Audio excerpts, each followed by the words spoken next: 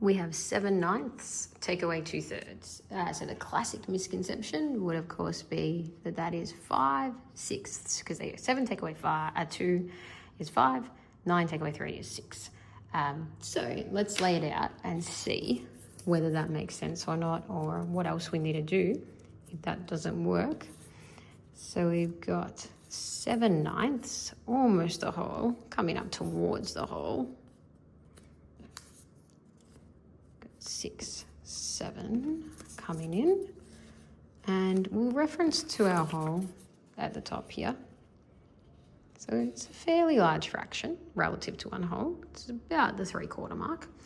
And let's get our 2/3. So 2/3 is going to be taken away from that.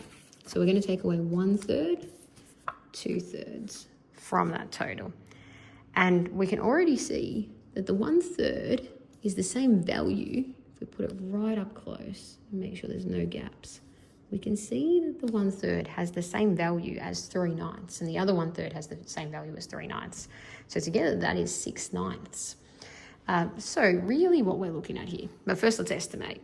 Roughly, well, estimating's hard here because we can see the answer. It looks like 1/9 is going to be left, but let's write it down nonetheless. It shouldn't be an exact answer, but sometimes it's hard to pretend you don't know the answer when it's so visually clear here. So the 2/3, we have used equivalence to see that they become 6/9, because 1/3 becomes 3/9 and 2/3 become 6/9. And we could even write, we figured out 1/3 is 3/9, so therefore the 2/3 was 6/9.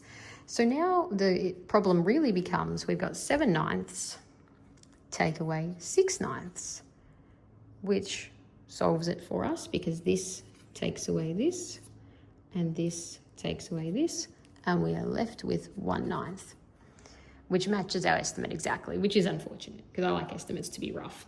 But in this case, I couldn't really pretend that I thought it was going to be an 1/8 or a 1/7 or a 1/6. It really was obviously going to be 1/9 left.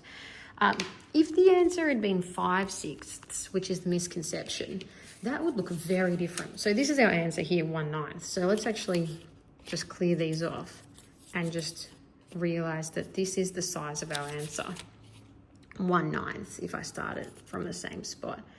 It's quite a small fraction now after the 2/3 were taken away. But if you had the misconception, you actually thought the answer was this big